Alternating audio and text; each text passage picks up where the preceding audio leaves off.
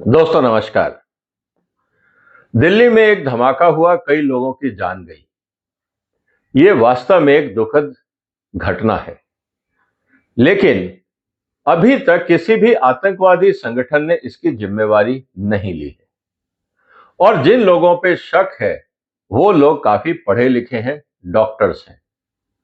और ऐसा भी नहीं है कि वो बहुत ही गरीब लोग हैं, पत्थरबाजों की तरह उनको किसी ने पैसा दे दिया हो और वो पूरे के पूरे उस बहकावे में आ गए हो और बम ब्लास्ट कर दिया हो। ऐसा भी नहीं लग रहा है। इसका मतलब ये है कि ये एक अलग तरह की रणनीति भारत में शुरू हुई है। और जब पढ़े लिखे समझदार लोग, जो मजबूर नहीं हैं, पूर्ण रूप से समझदार हैं, जब वो इस तरह की हरकतें करते हैं, तो आप उसको व्हाइट कॉलर क्राइम कह सकते हैं। और इसको समझना बहुत जरूरी है। इसीलिए दोस्तों, आज हम इसी की चर्चा करेंगे और ये जानने का प्रयास करेंगे कि जिस तरह से क्राइम बढ़ रहे हैं, सोफिस्टिकेटेड हो रहे हैं, आप और हम ऐसी स्थिति में क्या कर सकते हैं। इसीलिए आपको इस वीडियो को पूरा देखना होगा, क्योंकि इस वीडियो में मैं जो आज आपसे चर्चा करूंगा वो यही कि ये after all white collar terror जो अभी तक क्राइम हुआ करता था, सिर्फ अगर हम कहें कि साइबर क्राइम है या ठगी है या धोखाधड़ी है कॉर्पोरेट लेवल पे, या कॉर्पोरेट्स के द्वारा धोखाधड़ी है, उसको हम व्हाइट कॉलर क्राइम माना करते थे। अब व्हाइट कॉलर टेरर ने एक नया स्थान बना लिया है, जो दिल्ली की घटना है। ये पूरा इकोसिस्टम काम कैसे करता है, मैंने एक वीडियो बनाया था, अगर आपने देखा हो, कि फॉरेन फंडेड एनजीओ किस तरह से आपके डेवलपमेंट को रोकते हैं। ये मेरा कुआलालंपुर मलेशिया में एक इंटरनेशनल कॉन्फ्रेंस में प्रेजेंटेशन था। बहुत सराहाया गया उसको, और वो यूट्यूब पे भी है। आप चाहे तो मेरे चैनल पे देख सकते हैं, उसका लिंक भी इस चैनल में मैं आपके इस वीडियो के साथ डाल दूंगा। Why it is so dangerous, इस बात को समझना जरूरी है, क्योंकि नॉर्मल जो आतंकवादी होता है उसकी घटनाक्रम अलग होती है। ये ज्यादा डेंजरस क्यों है, इसको समझना होगा। ग्लोबल एंड इंडियन एग्जाम्पल से हम उसको देखने का प्रयास करेंगे। How to identify the ecosystem, ये हम रोज देख रहे हैं लेकिन हम इग्नोर कर देते हैं। आज जो मैं आपको प्रेजेंटेशन में बताऊंगा, अगर आप उसको ध्यान से देखेंगे तो आपको समझ में आएगा कि ये इकोसिस्टम काम कैसे करता है, सॉल्यूशन इसका क्या है, और हम और आप क्या कर सकते हैं। इसीलिए मेरा निवेदन है कि इस वीडियो को आप अंत तक देखिएगा। दोस्तों, जब हम टेररिज्म की बात करते हैं तो हम आज तक क्या बात करते थे, बंदूकों की, हथियारों की, कहीं लोग मार दिए, बम ब्लास्ट हो गया, फायरिंग हो गई, किसी ने किसी पे गाड़ी चढ़ा दी। इस तरह की घटनाएं, जो नॉर्मल फॉर्म ऑफ टेररिज्म था, ये वो था। लेकिन आज हम क्या देख रहे हैं, करीब 4000 किलो केमिकल मिलता है, वो भी एक डॉक्टर के घर में। एक गाड़ी में ब्लास्ट होता है, वो भी एक डॉक्टर की गाड़ी थी। इसका मतलब ये पूरा सिस्टम जो था, ये पढ़े लिखे लोगों का था। इसका मतलब ये है कि ये लोग अकेले नहीं हैं। अभी तो पुलिस की और इन्वेस्टिगेटिंग एजेंसीज की जांच जारी है। मेरा तो निवेदन है भारत सरकार को कि उन डिपार्टमेंट्स की भी जांच की जाए, जिनकी लापरवाही के कारण ये इतना बड़ा हादसा हुआ और इतना बड़ा बारूद एक जगह इकट्ठा हुआ। ऐसा हो नहीं सकता कि आसपास के लोगों को पता ना हो, सिग्नल ना गए हो, लेकिन वहां पे या तो पैसा लेके मुंह बंद किया गया हो या जानबूझ के इग्नोर कर दिया गया हो। कुछ ना कुछ तो है, क्योंकि इतना बड़ा देश में इंटेलिजेंस सिस्टम है। चूकने का कारण यही है कि उस एरिया के अधिकारी या तो करप्ट है या इनकॉम्पिटेंट है। इस बात को भी समझना होगा। या आप ये कह सकते हैं कि जितने आतंकवादी वो हमसे ज्यादा स्मार्ट हैं। क्या आप इस बात को मानेंगे? सवाल बहुत इंपॉर्टेंट है। इसीलिए दोस्तों, जो नया टेररिज्म है जिसकी आज हम बात कर रहे हैं, वो बहुत ही साइलेंट है, सोफिस्टिकेटेड है और सिस्टमैटिक है। अब आप ये बताइए, 4000 टन जो सामान पहुंचा, बारूद, अमोनियम नाइट्रेट, फरीदाबाद में, वो कैसे पहुंचा होगा? क्या ट्रक लोड करके गए होंगे? क्या बोरियों में भर के गया होगा? क्या वो कहीं किसी बड़ी दुकान या गोडाउन से खरीदा होगा? किस कंपनी ने बेचा होगा, उसकी पैकिंग लिस्ट वहां होगी। प्रॉब्लम यह है कि वो कहेंगे जी हमने तो होलसेलर को दे दिया, होलसेलर बोलेगा हमने रिटेलर को दे दिया, रिटेलर कहेगा मेरे को क्या पता कौन ले गया। हमने आज तक हिंदुस्तान में ट्रेसेबिलिटी सिस्टम, खासकर सेंसिटिव मैटर्स पे भी लागू नहीं किया है, क्योंकि हम हर कानून जब बनाते हैं ना, हम उसमें पॉलिटिक्स देखते हैं। अरे छोटे दुकानदार नाराज हो जाएंगे, वोट बैंक खत्म हो जाएगा, अगर ऐसा हो गया तो वोट बैंक नाराज हो जाएगा। हम हर चीज जब तक वोट बैंक की नजर से देखेंगे, और हमारा ऑपोजिशन और रूलिंग पार्टी दोनों शामिल, दोनों हर चीज को वोट बैंक की नजर से देखते हैं। कोई भी सुधार किया जाए, वोट बैंक में कोई फायदा होगा या नुकसान, उस हिसाब से आर्ग्यूमेंट तय किए जाते हैं। जो ट्रेजेडी है, इस देश की बदकिस्मती है कि ऐसे पॉलिटिकल डिसीजन इस देश में हो रहे हैं। सबसे इंपॉर्टेंट बात क्या है, यहां पे बुलेट्स नहीं फेंकी जाती हैं या हथियार नहीं चलाए जाते हैं, बैंकों में पैसा ट्रांसफर किया जाता है। अदरवाइज मुझे बताइए कि ये डॉक्टर्स को इतना बड़ा जो बारूद आया, ये क्या फ्री में आ गया होगा? किसी ने तो पैसा भेजा होगा, किसी ने तो मनी ट्रांसफर किया होगा, उसकी भी ट्रेल स्टैब्लिश होनी होगी। कहां से खरीदा, किस फॉर्म में पैसा दिया गया, चेक से दिया गया, कैश से दिया गया, इतना कैश कहां से आया, सोर्स ऑफ फंडिंग क्या थी, बहुत सारी चीजें अभी निकलना बाकी है। यहाँ पे चुनाव की तरह या बड़े स्लोगन नहीं दिए जाते, जैसे आम हम देखते हैं नारेबाजी होती है, ऐसा नहीं होता। यहाँ पे पिटीशंस दिए जाते हैं, कैंडल लाइट मार्च निकाले जाते हैं, ये बताने के लिए कि साहब आप बेगुनाह को सता रहे हो। अब क्या होगा देखिएगा आने वाले दिनों में। जिस तरह से ये डॉक्टर्स के ऊपर अत्याचार, इन्होंने जो बॉम्ब ब्लास्ट किए, अब इस पे जब पुलिस कार्रवाई करेगी तो लोग बोलेंगे साहब डॉक्टर्स पे आप अत्याचार कर रहे हो। अब आप सारे कश्मीरीज को एक साथ नहीं ले सकते, बिल्कुल सही है, लेकिन जब आप उसके लिए स्क्रीनिंग सिस्टम बनाओगे तो लोग कहेंगे नहीं जी ह्यूमन राइट वायलेशन है। कई सवाल खड़े होंगे। आप फिल्टर भी नहीं लगाने देना चाहते और आप चाहते हो कि कचरा बाहर भी रहे, कैसे होगा? यही इस देश की ट्रेजेडी है। ये आज की तारीख में कुर्ते पजामे में या फटे जूते चप्पल में नहीं घूम रहे हैं, ये सूट टाई मास्क लगाकर, सूट बूट पहनकर ये आतंकवादी घूम रहे हैं, क्योंकि जो ब्लास्ट हुआ है वो कार में बैठे हुए डॉक्टर के द्वारा किया गया है। ये सड़क पे आतंकवादी नहीं था, ये टिफिन लग के नहीं भागा था, इस बात को आपको समझना होगा। और क्या ये अकेला था? आफ्टर ऑल 4000 किलो 4 टन अगर बारूद इकट्ठा हुआ है एक जगह, तो क्या एक आदमी कर सकता है? ऐसे कितने मॉड्यूल्स होंगे, इसको भी समझना बहुत जरूरी है। और इतने बड़ा लाने का मतलब ये था कि कई मॉड्यूल तैयार करने हैं। तो दोस्तों आज जो हम बात कर रहे हैं वो है व्हाइट कॉलर टेरर को लेकर। ये इकोसिस्टम क्या है, इसको हम जरा समझते हैं। ये जनरली जो व्हाइट कॉलर क्रिमिनल्स होते हैं ना, ये बॉम्ब खुद नहीं छोड़ते, ये पूरा इकोसिस्टम डेवलप करते हैं, फैसिलिटेट करते हैं। ये तो किस्मत खराब थी, जैसा पुलिस भी बोल रही है कि शायद इस डॉक्टर ने पैनिक में आके सुसाइड बटन दबा दिया हो और ब्लास्ट हो गया हो, नहीं तो ये शायद मटेरियल कहीं और देने जा रहा था, कहीं और ट्रांसपोर्ट करने जा रहा था, अपनी गाड़ी में रख के किसी और मॉड्यूल को देने जा रहा होगा। अदरवाइज मूविंग कार में आके ब्लास्ट करने का कोई औचित्य नहीं था। और अगर वो भी था तो निश्चित रूप से ये एक क्राउडेड प्लेस है, मैं वहां आता जाता रहता हूं, और बहुत ही भीड़ होती है जिस समय ये ब्लास्ट हुआ, इस बात को आपको मानना होगा। इंपॉर्टेंट चीज क्या है, ये प्रोफेशनल्स नेटवर्क है, ये सड़क पे काम नहीं करते हैं, ये कहां काम करते हैं, ये फाइनेंशियल फ्रॉड करते हैं, ये कॉर्पोरेट स्कैम करते हैं, साइबर क्राइम करते हैं और ट्रांजैक्शंस करते हैं, एक दूसरे को फैसिलिटेट करते हैं कि ताकि जो फुट सोल्जर है वो अपना काम कर सके। और ये टेरर में कोई भी प्रोफेशन हो सकता है, ऐसा नहीं है कि ये सिर्फ डॉक्टरों ने किया है, इसमें सीए भी इन्वॉल्व होंगे, इसमें डॉक्टर्स भी हो सकते हैं, इसमें लॉयर्स भी हो सकते हैं, इसमें कॉर्पोरेट मैनेजर्स भी हो सकते हैं, सरकारी लोग भी हो सकते हैं। आप ये मत मानिए कि बगैर उनकी परमिशन के या लोकल पुलिस वाला भी हो सकता है, आपको क्या पता, कोई भी हो सकता है इस टेरर नेटवर्क का अंग।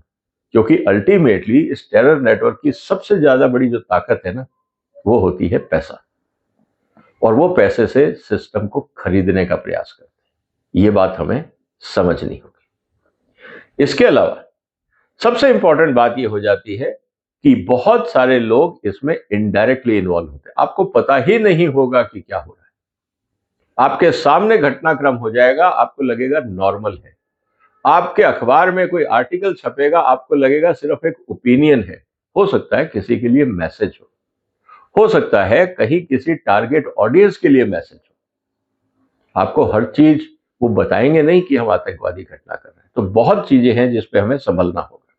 इसका मतलब ये है कि ये हथियार स्मगल नहीं करते हैं, ये पैसा स्मगल करते हैं, ये लेजिटिमेसी है। आप उसको जस्टिफाई करने का प्रयास करते हैं, आप उस इकोसिस्टम को इन्फ्लुएंस करने का प्रयास करते हैं। अब दिल्ली के ब्लास्ट हुआ, अब आप आने वाले दिनों में देखिएगा कि कौन कौन से लोग हैं जो इस ब्लास्ट को इनोसेंट या जस्टिफाई करने का प्रयास करेंगे कि साहब ये तो एक्सेप्शनल था, एक्सक्लूसिव था, ये ट्रेंड नहीं है। ऐसे लोग भी आपको भी आने वाले दिनों में समाज में देखने को मिलेंगे। अब सबसे इंपॉर्टेंट बात यह है कि इकोसिस्टम काम करता है, सबसे पहले उसको चाहिए पैसा। कोई भी संसाधन हो, पुरानी गाड़ी खरीदनी हो, हथियार खरीदने हो, बम खरीदने हो, किराए का मकान लेके उसमें हथियार रखने हो, कुछ भी करना हो, पैसा तो चाहिए। आपको कहीं से लाइसेंस, फर्जी लाइसेंस बनवाना हो, डुप्लीकेट कागजात बनवाने हो, उसके लिए भी पैसा लगता है। रिश्वत तो देनी है ना। अगर हमारे देश में सारे अधिकारी ईमानदार होते तो आधी ये घटनाएं कम हो चुकी होती। कहने का मतलब ये है कि रिश्वत लेना और देना व्हाइट कॉलर क्रिमिनल्स के नेटवर्क का हिस्सा है। और पैसा कहां से आएगा? जनरली आज की तारीख में तो क्रिप्टो करेंसी का जमाना है। तो जब आप क्रिप्टो करेंसी की बात कर रहे हो तो ये तो मनी लॉन्ड्रिंग का सबसे अच्छा तरीका है, किसी की पकड़ में नहीं आता।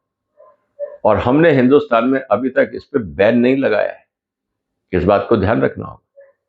हम कहते हैं कोई बात नहीं, एक ओपन मार्केट सिस्टम है, मार्केट फोर्सेस काम कर रही हैं, लेकिन मार्केट फोर्सेस अगर आप देखें, लगातार सारे एक्सपर्ट कह रहे हैं कि ये जो क्रिप्टो का खेल है ये सिर्फ black marketing, drugs, mafias, extortion, ये वाले लोग ज्यादा इस्तेमाल करते हैं। ईमानदार आदमी क्यों रखेगा क्रिप्टो में पैसा? उसको जो बैंक सुविधा देता है, फॉर्मल वे में इंटरेस्ट मिलता है, स्टॉक मार्केट में इन्वेस्ट कर सकता है, तो वो गलत रास्ते पे क्यों जाएगा?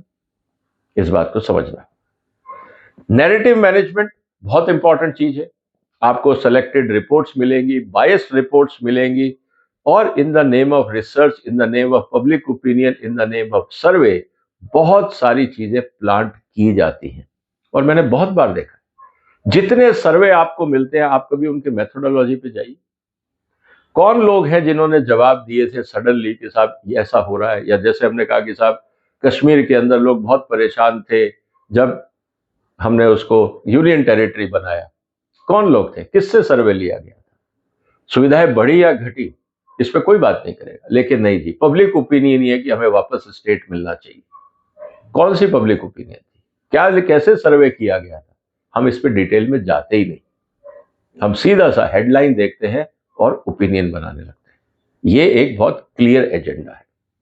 इसका मतलब ये है कि ये ऑब्जेक्टिव जानबूझ के प्लांट किए जाते हैं, चाहे वो एनवायरनमेंट का नाम लेके, सिविल सोसाइटी का नाम लेके, ह्यूमन राइट्स का नाम लेके ये खेल खेला जाता है। इसको ध्यान रखना होगा। और सबसे इंपॉर्टेंट बात क्या है? जो इस समय अग्रेसर होता है ना, वही अपने आप को विक्टिम बताता है। हमारे साथ नाइंसाफी हो गई। अनऑथराइज्ड जमीनों पे कब्जा करना, मनी लॉन्ड्रिंग करना, जब पकड़े जाते हैं तो कि देखिए हमें सताया जा रहा है क्योंकि हम माइनॉरिटी से, उस समय ये विक्टिम बनने का प्रयास करते हैं। उस समय ये नहीं कहेंगे कि हाँ हमने गलत किया था, कानून तोड़ा था। नहीं, हम माइनॉरिटी हैं इसलिए हमारे को प्रताड़ित किया जा रहा है। ये नैरेटिव आपको सामने देखने को मिलेगा। और जो संस्थाएं कानून के हिसाब से काम करती हैं, कोर्ट में उनको एज ए विलेन प्रस्तुत किया जाता है और फिर पूरा नैरेटिव बदलने का प्रयास होता है। ये है व्हाइट कॉलर क्रिमिनल्स का काम करने का तरीका। और फिर उनको लीगल शील्ड दी जाती है, पीआईएल फाइल हो जाते हैं, उनके खिलाफ बड़े बड़े वकील खड़े हो जाते हैं। जिस आदमी के पास खाने को नहीं है, जो आदमी जेल में है, जो कह रहा है कि मैं गरीब हूं, मेरा परिवार सड़क पे आ जाएगा, अचानक वो बड़े बड़े वकील कैसे हायर हो जाते हैं? इन वकीलों को पैसा कौन देता है? क्या इसका ऑडिट नहीं होना चाहिए? या तो ये ओपनली डिक्लेयर करे कि हम ये काम फ्री में कर रहे हैं और हम कोई पैसा नहीं ले रहे। और अगर ये पैसा लिया जा रहा है तो फंडिंग कौन कर रहा है? जो एनजीओ फंडिंग कर रही हैं उनके पास पैसा कहां से आ रहा है? क्या इसका मनी ट्रेल नहीं होना चाहिए? और कौन कौन से लॉयर्स हैं जो हमेशा इस तरह की घटनाओं के मामले में खड़े हो जाते हैं? क्या उनके ऊपर नजर नहीं रखनी चाहिए? क्योंकि वो भी पार्ट ऑफ इकोसिस्टम हो सकते हैं। आप क्यों मानते हैं कि वो सब देशभक्त हैं? इस बात को हमें समझना होगा। तो एक ट्रेंड मिलता है, एक पैटर्न मिलता है जिसको समझना जरूरी है। और साथ में एकेडमिक और कल्चरल कवर। अब डॉक्टर्स हैं या कोई आर्टिस्ट है, हमने बहुत सारे स्क्रिप्ट्स में देखा, हमने बहुत सारी घटनाक्रम में देखा कि बहुत सारे आर्टिस्ट बहुत सारी जगह पे वो गैरकानूनी काम करते पकड़े गए। बहुत सारे एकेडमिशियंस, अगर आप ये देखें अर्बन नक्सल में कितने सारे यूनिवर्सिटी प्रोफेसर्स पकड़े गए, जो अलग अलग इंटेलेक्चुअल थे वो पकड़े गए अर्बन नक्सल मामलों में। तो हम कैसे कह दें कि साहब पढ़े लिखे लोग ये नहीं करेंगे? ये सिस्टम भी अपने आप में बहुत इंपॉर्टेंट है। और फिर इनके साथ होता है इंटरनेशनल लॉबिंग। और फिर वहां पे यूएन में बात उठेगी, फिर कोई मानवाधिकार संगठन खड़ा हो जाएगा, फिर ट्रांसपेरेंसी इंटरनेशनल जैसे लोग खड़े हो जाएंगे, ह्यूमन राइट्स वॉच जैसे लोग खड़े हो जाएंगे कि देखिए साहब यहाँ पे माइनॉरिटीज को प्रताड़ित किया जा रहा है। और फिर रैंकिंग होगी और बताया जाएगा जी भारत में स्थितियां बहुत खराब हैं और ये देश उचित नहीं है। और फिर पूरी दुनिया में वो नैरेटिव लेके भारत की इमेज को खराब करने का प्रयास किया जाएगा। ये सब उस इकोसिस्टम का हिस्सा है। आप उठा के देख लीजिए, आपको कोरिलेशन मिल जाएगा। अब इंपॉर्टेंट चीज क्या है, ये खतरनाक क्यों है? क्योंकि ये इनविजिबल है। जिस हॉस्पिटल में ये डॉक्टर्स काम कर रहे थे, क्या वहां के मरीजों को पता था कि ये आतंकवादी है या इसने घर में बारूद का जखीरा रखा हुआ है जो मेरा इलाज कर रहा है? क्या उसके पेशेंट को पता था या उसके कलीग्स को पता था? नहीं पता था ना। वो तो रोज डॉक्टर की तरह सफेद एप्रन पहन के ईमानदारी से कहता था मैं तो इलाज करने आया हूं। किसका? और दिमाग में क्या चल रहा है वो कुछ और। ये बात हमें समझनी होगी। तो ये बॉम्ब नहीं चलाते हैं, इनको आप आसानी से अरेस्ट भी नहीं कर सकते क्योंकि आप देख ही नहीं रहे वो डॉक्टर के दिमाग में क्या चल रहा है। उस मुद्दे पे तो आप अरेस्ट कर नहीं सकते। और ये सबसे इंपॉर्टेंट बात है कि अपनी लीगल और मॉरलिटी के आधार पे बचते रहते हैं, क्योंकि समाज इनका साथ देता है कि ये तो अच्छा भला डॉक्टर था, आप इसको क्यों तंग कर रहे हो? ये तो अपने मोहल्ले में फ्री इलाज करता था, आप उसको क्यों तंग कर रहे हो? वो समाज की सिंपैथी गेन भी करना चाहते हैं क्योंकि फंडिंग तो कहीं और से आ रही। उनको पैसा कमाने की जरूरत क्या है? उनको तो समाज में गुडविल बनानी है, इसलिए वो फ्री सर्विस भी दे रहा होगा। ये सब चीजें आने वाले दिनों में हमें समझनी होगी। तो सबसे इंपॉर्टेंट बात क्या होती है?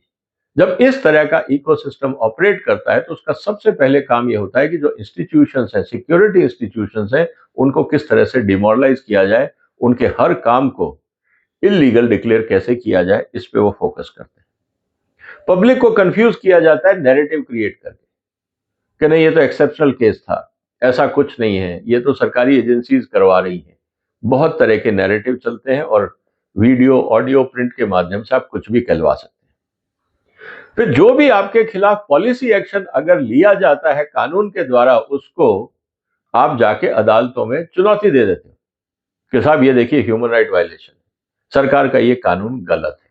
आप इस तरह के लोगों पे निगरानी रखने के लिए जब आप बोलते हैं ना कि हम आपको आइडेंटिटी नहीं देंगे, हम आपको अपना आइडेंटिफिकेशन कार्ड नहीं देंगे, हम डेटा नहीं देंगे। अगर घर वालों को ये कहा जाए किराएदार के लिए जो भी आता है आप उसकी कंप्लीट डेटा पुलिस में दीजिए, तब उस पर एतराज होता है कि क्या जरूरत है, मैं तो आपको जानता हूं। कहने का मतलब ये है कि अगर कोई मकान मालिक या किराएदार कानून का वायलेशन करता है, उसके खिलाफ कार्रवाई क्यों नहीं करते? वो व्हाइट कॉलर क्राइम का जाने अनजाने हिस्सा बन रहा है, लेकिन हम ऐसा नहीं करते। और फिर बात आ जाती है कि इंटरनेशनल को आप डोमेस्टिक जो इश्यूज है उसको आप इंटरनेशनल बनाने का प्रयास करते हो। कश्मीर मुद्दा इंटरनेशनल है, आज दिल्ली का ब्लास्ट इंटरनेशनल बनेगा। अब इस पे देखना दुनिया भर से क्या व्यू आने शुरू हो जाएंगे कि प्लांटेड था, ऐसा था, वैसा था, इसमें मुस्लिम डॉक्टर का नाम जानबूझ के घसीटा गया, ये तो ब्लास्ट भी हो सकता है, ये ब्लास्ट नहीं था, ये तो सीएनजी का उसका सीएनजी का सिलेंडर फट सकता है, ये तो गाड़ी का एक्सीडेंट था इसीलिए ब्लास्ट हुआ, डॉक्टर ने जानबूझ के नहीं किया। कई थ्योरीज निकल के आएंगी, आप देखते रहिएगा। इसका मतलब ये है कि दोस्तों ये जो लड़ाई है ना, ये सड़कों पे नहीं लड़ी जाती, ये लड़ाई लड़ी जाती है ऑफिसेज में। आप ये कह सकते हैं कि बोर्ड रूम्स में, क्योंकि कोई तो चंदा देता है, न्यूज रूम्स में नैरेटिव क्रिएट किया जाता है, और कोर्ट रूम्स में, क्योंकि वहां पे ऐसे अपराधियों को बचाने का प्रयास भी किया जाता है। तो ये लड़ाई सड़कों की नहीं है, ये बहुत अलग लड़ाई है जिसको आने वाले दिनों में हमें और देखना पड़ेगा। ग्लोबल एग्जाम्पल हम बहुत क्लियरली देख सकते हैं कि जब यूएस में जब वर्ल्ड ट्रेड सेंटर में अटैक हुआ 9/11 का, उसके बाद जो यूएस एजेंसी ने यह पता लगाया कि बहुत सारी चैरिटीज का नेटवर्क था जिन्होंने इन आतंकवादियों को फंड किया था, जिन्होंने वर्ल्ड ट्रेड सेंटर पे अटैक किया था। ये चैरिटीज क्या थी? इसीलिए तो उसके बाद अमेरिका ने होमलैंड सिक्योरिटी का कानून बनाया। ट्रंप इसीलिए तो बार बार बोलते हैं कि इमिग्रेंट्स जो यूरोप में गए, आज यूरोप का हाल क्यों बर्बाद है? क्योंकि उन्होंने अनजाने में अपने यहां पे बहुत सारे व्हाइट कॉलर क्रिमिनल्स को इंपोर्ट कर लिया है। ये गलती यूरोप ने करी और उसकी कीमत आज यूरोप उठा रहा है। इस बात को समझना होगा। ट्रंप कहते हैं कि मेरा एक कारण तो यही है कि जितने ही इमिग्रेंट्स आते हैं, हालांकि वो भी आप कह सकते हो एक्सट्रीम पोजीशन है, वो मेरी राष्ट्रीय सुरक्षा के लिए खतरा है। भारत में कौन आ रहा है, कहां रह रहा है, कोई पूछता है? ना मकान मालिक, ना किराएदार, सबको पैसे से मतलब है। और सरकार इस पे कोई सख्त कानून बना नहीं रही, तो जिम्मेवारी किस पे डालोगे? ये भी इंपॉर्टेंट है। हिंदुस्तान में ये फिनोमिना हमने देखा है अर्बन नक्सल के नाम पे। अगर हम ध्यान से देखें तो जितने भी इंटेलेक्चुअल्स थे, वो क्या थे? जो माओइस्ट को सपोर्ट कर रहे थे वो कौन थे? इंटेलेक्चुअल्स थे। चाहे उसने शरण दी हो, चंदा दिया हो, लॉजिस्टिक सपोर्ट दी हो, खाना पहुंचवाया हो, इंफॉर्मेशन पहुंचवाई हो, कुछ तो किया होगा। चाहे उनको मोटिवेट या गाइड किया हो, काउंसलिंग की हो। ये सब पढ़े लिखे लोग थे ना। अब आप कहोगे इसे डायरेक्ट इन्वॉल्व तो नहीं थे, अब उनको क्या पता ये माओइस्ट है, तो घर में आके खाना खा के चला गया, या ये सड़क पे भिखारी था, गरीब था, उन्होंने उसको पैसे दे दिए। आप तो कह ही सकते हो ना कि साहब मेरे को क्या पता, तो मैंने तो ऐसे ही चंदा दे दिया था, मुझे क्या पता ये माओइस्ट था। ये अर्बन नक्सल्स हिंदुस्तान का फिनोमिना है। फॉरेन फंडेड एनजीओस, अब तो भारत सरकार ने काफी हद तक लगाम लगाई है, लेकिन वो पैसा जा कहाँ रहा है? यूटिलाइजेशन सर्टिफिकेट बहुत सारी एनजीओ देती तक नहीं है। क्यों? कहां गया वो पैसा? किसके नाम पे आया था और कहां लगाया गया? ये अपने आप एक इशू है। और फिर है सोशल मीडिया टूल किट। किसान आंदोलन के समय हमने देखा किस तरह से नैरेटिव क्रिएट किया गया। किसान के भले में जो कानून थे उसको इसलिए डिस्टेबलाइज किया गया, इसलिए हटाया गया कि हिंदुस्तान में खेती में सुधार ना हो, किसान ना आगे बढ़ सके। क्योंकि अगर हिंदुस्तान का किसान और खेती में सुधार हो गया तो जो अरबों डॉलर का लोग हिंदुस्तान में व्यापार करना चाहते हैं वो कैसे करेंगे? जब तक किसान की प्रोडक्टिविटी कम रहेगी, वो गरीब रहेगा, तब तक भारत बाजार बना रहेगा। जिस दिन भारत के किसान की प्रोडक्शन बढ़ गई, आमदनी बढ़ गई, उसको टेक्नोलॉजी मिल गई, फिर तो वो चीन, अमेरिका और यूरोप से कॉम्पीट कर लेगा ना। तो वो तो हम चाहते ही नहीं है। इसीलिए हिंदुस्तान के किसान को गरीब कैसे रखा जाए, उसके लिए एक नैरेटिव बनाया जाता है।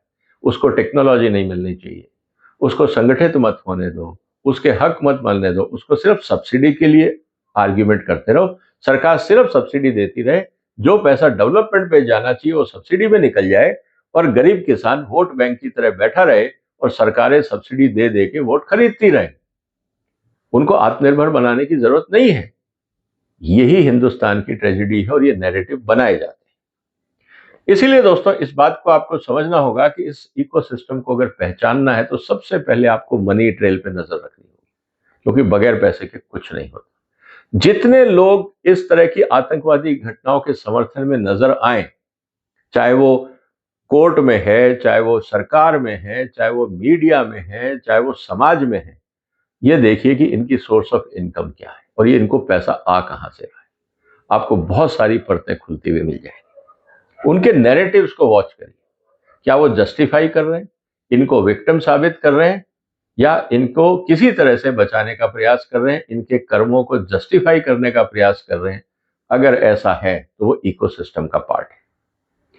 लीगल फ्रंट को ध्यान से देखिएगा कि कौन है, कौन इनका पक्ष ले रहे हैं, क्या आर्ग्यूमेंट्स दिए जा रहे हैं और कौन फंडिंग कर रहा है। और जब हियरिंग होती है तो उस हियरिंग को जोर शोर से पब्लिसिटी कौन देता है, और जो सरकारी संस्थाएं हैं उनको विलन डिक्लेयर करने के लिए कौन स्टेटमेंट दे रहा है। ये सब चीजें बहुत इंपॉर्टेंट है। सोशल मीडिया को आपको नोट करना होगा, क्योंकि वहां काफी चीजें एम्पलीफाई होती हैं और there is a academic pattern. इसको जस्टिफाई करने के लिए एक भूमिका तैयार की जाती है, आर्टिकल लिखे जाते हैं, रिसर्च पेपर्स आते हैं, उसके बाद आप देखोगे एक्शन होगा। तो सबसे इंपॉर्टेंट काम जो सरकार को करना है वो ये कि फाइनेंशियल ट्रांसपेरेंसी के लिए आपको कानून बनाने, कोई भी हो। दूसरा, जहां पे भी आपको लगता है कि फाइनेंशियल में कई लोग इन्वॉल्व हैं, उस एक्सपेंसेस का मैंडेटरी ऑडिटिंग हो, वहां पे ह्यूमन राइट्स की या पर्सनल सिक्योरिटी की बात ही नहीं, क्योंकि उसी कवर के अंदर ये सब क्रिमिनल्स व्हाइट कॉलर क्राइम करते हैं, क्योंकि ह्यूमन राइट्स और प्राइवेसी ये दो अधिकार ऐसे हैं, इसके अंदर आप कुछ भी क्राइम कर दीजिए और जस्टिफाई करते रहिए। अकाउंटेबिलिटी, अगर मीडिया आउटलेट्स नैरेटिव्स देते हैं, उनसे भी सवाल होना चाहिए, जस्टिफिकेशंस का क्या आधार है। जो सोशल मीडिया इन तरह की चीजों को समर्थन कर रहे हैं, उन लोगों पे भी ट्रैक रखना चाहिए कि आफ्टर ऑल इन लोगों का पार्ट तो नहीं है उसी जो ऑर्गेनाइज क्राइम है in the name of white collar crime, कहीं ये सोशल मीडिया अकाउंट उनके हिस्सा तो नहीं है, इसको भी समझना होगा। लीगल रिफॉर्म्स की जरूरत है, क्योंकि आज जो कॉम्प्लिकेशंस हैं वो सिंपल नहीं है। जहां तक हम बात कर रहे हैं टेररिज्म की, वो फाइनेंशियल, डिजिटल, इंटेलेक्चुअल सब है। अब आप ये नहीं कह सकते कि आपका आतंकवादी घटना हुई तो आपको क्या बंदूक मिली? नहीं मिलेगी। सोशल मीडिया में आपको सिर्फ पोस्ट ही मिलेगी, वहां हथियार और बंदूक नहीं मिलेगी। फाइनेंशियल ट्रांजैक्शन होगा, जब कैश ट्रांसफर होता है तो बैंक अकाउंट की ट्रेल नहीं मिलती है। ये सेंसिटिव मुद्दे हैं। हर चीज में आपको एविडेंस नहीं मिलेगा। साइबर क्राइम्स हिंदुस्तान में क्यों बढ़ रहे हैं? क्योंकि कोर्ट्स आसानी से साइबर क्रिमिनल्स को छोड़ देते हैं। भाई एविडेंस तो है नहीं, प्रूफ आपके पास है नहीं, आपने इसको अंदर कर दिया। और इसी चीज को आप कितने दिन अंदर रखोगे? 2 महीने, 3 महीने, 6 महीने, अल्टीमेटली वो छूट जाएगा। जिसने 2, 5, 10 करोड़ का क्राइम किया है, उसको ना आप 6 महीने जेल में रखोगे, उसको क्या फर्क पड़ता? इसीलिए जो क्राइम करने का जो रिटर्न है ना, वो कानून की सजा से बहुत ज्यादा है, इसीलिए क्राइम बढ़ रहे हैं। डिजिटल विजिलेंस, अब तो एआई सिस्टम है, निश्चित रूप से मुझे लगता है सरकारी एजेंसियां इस पे काम करेंगी। और पब्लिक अवेयरनेस, जनता के लिए सबसे बड़ी प्रॉब्लम यह है कि कोई फोन नंबर आज नहीं है जहां पे मैं बता सकूं कि आपका ये पुलिस वाला रिश्वत लेके गाड़ी छोड़ रहा है। कोई नहीं है। 100 नंबर पे आप फोन करो और बोलो कि मैं पुलिस वाले के खिलाफ शिकायत करना चाहता हूं, वो एक्सेप्ट ही नहीं करते। तो एक आम आदमी जो देख रहा है कि अनऑथराइज ट्रांजैक्शन हो रही है, सड़क पे पुलिस वाला रिश्वत लेके एक ट्रक को छोड़ रहा है, पता नहीं उसके अंदर हथियार है या अनाज है, और वो 4000 किलो अनाज के रूप में हथियार पहुंच जाते हैं फरीदाबाद, और मान लीजिए पुलिस वाले ने अगर रिश्वत ली और किसी ने देख भी लिया, वो शिकायत कहां करेगा? किसको करेगा? कोई सिस्टम है क्या? गृह मंत्रालय को इसके बारे में सोचना नहीं चाहिए? लेकिन हम खुद अकाउंटेबिलिटी नहीं चाहते, इसलिए हम सिस्टम नहीं बनाते हैं। तो दोस्तों, सबसे इंपॉर्टेंट बात यह है कि एज ऑफ हाइब्रिड वॉरफेयर है। ये पुराना जमाना गया कि आप सिर्फ बम छोड़ोगे, आतंकवादी पकड़े जाएंगे, जेल हो जाएगी, काम खत्म। ये इकोसिस्टम बहुत बदल गया। साइबर क्राइम से लेकर हथियारबंदी तक सब अलग अलग लेवल पे, financial fraud, cyber crimes, narratives, आपको दुनिया भर के स्लोगनिंग, आपके protest, organise protest, role of NGO, बहुत सारी चीजें मिक्स हो गई, क्योंकि पैसा दुनिया में बहुत बढ़ गया है और उस पैसे का मिसयूज भी बहुत बढ़ गया है। तो कुल मिला के एक चीज दोस्तों जो आप हमेशा ध्यान रखिएगा, who benefits from this narrative. जब भी इस तरह के लोगों को बचाने का प्रयास हो, एक चीज का ध्यान रखिएगा कि इनको बचाने वाले लोग कौन हैं, और जो इनके फेवर में नैरेटिव दे रहे हैं वो कौन है, और उससे इनको क्या फायदा है। क्या इनको पैसा मिला? क्या वो उनके वकील हैं? क्या वो पत्रकार उनके दोस्त हैं? क्या वो ऐसे ब्यूरोक्रेट्स हैं जिनका ट्रैक रिकॉर्ड हमेशा से संदेहास्पद रहा है? क्या लोकल पुलिस वाला है जो शायद पैसे लेके, रिश्वत लेके उसने छोड़ दिया होगा? हर लेवल पे लोग होंगे, इसीलिए आपको अलर्ट होना होगा। तो कहने का मतलब यह है दोस्तों, awareness is the only security है। आप हर जगह हो नहीं सकते, लेकिन आप अननोइंगली इस तरह के व्हाइट कॉलर क्रिमिनल्स का साथ दे रहे हैं, तो कहीं ना कहीं आप उस इकोसिस्टम को मजबूत कर रहे हैं। इसीलिए आप अवेयर होइए कि ये क्राइम बढ़ रहे हैं। तुम्हारे आसपास भी हो सकते हैं, आपके दाएं बाएं भी हो सकता है, आपका ऑफिस का कलीग भी हो सकता है। मैं नहीं कह रहा कि आप सब पे शक करो, लेकिन अलर्ट रहो। ये बहुत जरूरी है। उनके हाव भाव पे नजर रखो, वो क्या कर रहे हैं इसको देखो। हो सकता है उस घटना में कहीं अगले विक्टिम आप ना बन जाए। तो इसलिए अलर्टनेस एंड अवेयरनेस, इसका कोई अलर्ट नहीं और कोई अल्टरनेट ही नहीं। उम्मीद है दोस्तों आपको ये चर्चा पसंद आई होगी। इस वीडियो को अपने परिवार में, दोस्तों में शेयर करिए ताकि हम समाज को अलर्ट कर सकें, अवेयर कर सकें। यही प्रयास है इस वीडियो का। आपने वक्त निकाला, आपका धन्यवाद। फिर मुलाकात होगी एक और महत्वपूर्ण मुद्दे के साथ। तब तक अपना ध्यान रखिएगा। फिलहाल वंदे मातरम।